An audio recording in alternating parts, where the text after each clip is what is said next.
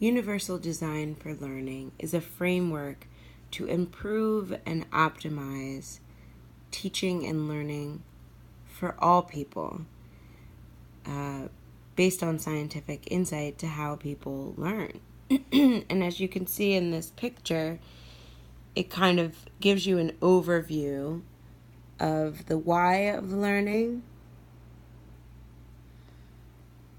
the what of learning, and the how of learning. And the principles, I've only included a few regarding equitable use, flexibility, and the simplicity or in the intuitive nature of the use of design in these lessons.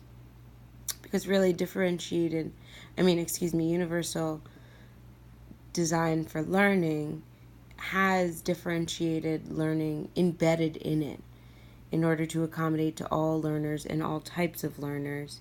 You see it highlights the different parts of the brain. Of course, important to note, there are many potential barriers for students, which is to be expected.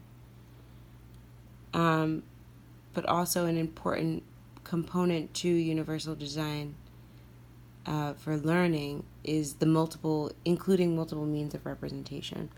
So here I've included some potential barriers that your students may have, including but not limited to limited mobility, vision, or hearing, limited social skills, different functional grade levels, limited focus and attention.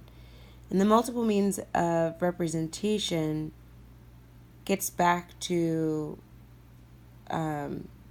these different parts of the brain that we use for learning, tapping into engagement, representation, and expression, which correlate extremely well with differentiated practices, because really you want to tap into the student's strengths and how they are as a learner in order to accommodate, to amplify their engagement and their ability to understand the content that you are trying to teach and express that in a way that is productive and useful and meaningful for that student.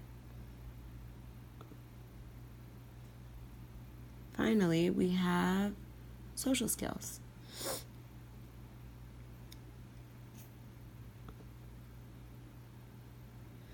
Social skills, and I am a big believer in social skills being maybe the most important component of schooling as a preschool teacher.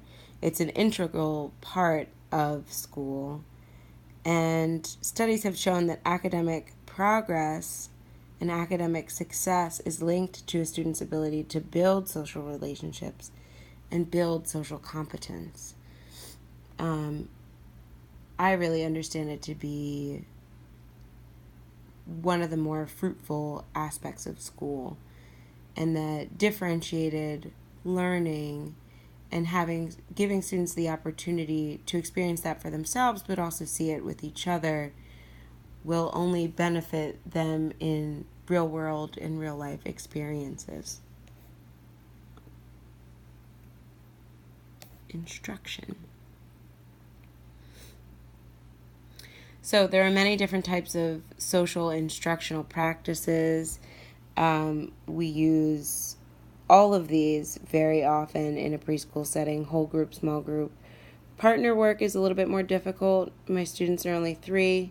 And whole group class meetings, we conduct a morning meeting, do different greetings and songs where everybody learns each other's names, tap into social skills, how to talk to each other. Whole group instruction for when the whole group can absorb the content at the same time. This is where it's really important to think about timing. And small group instruction when you might have something a little bit more specific that caters better to the needs of a smaller group. Data and monitoring.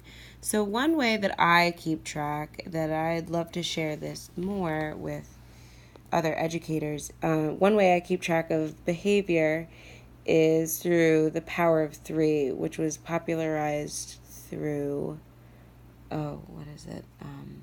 Responsive Classroom. So you have, we take care of ourselves, each other, and our school, and within each poster, ourselves, each other, and school, there are different responsibilities the students have. And initially at the beginning of the year, we just spend a lot of time introducing those responsibilities.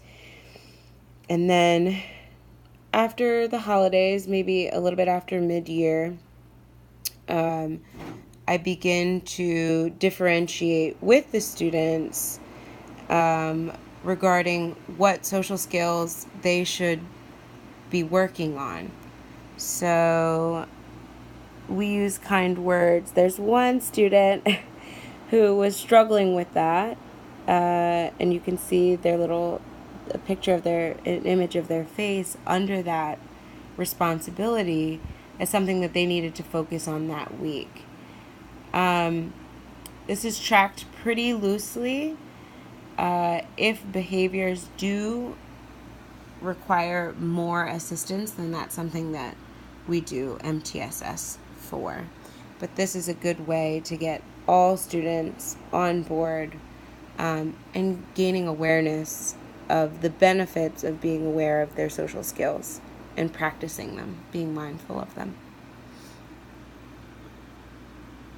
And then finally, we have the reference page. And that concludes today's presentation.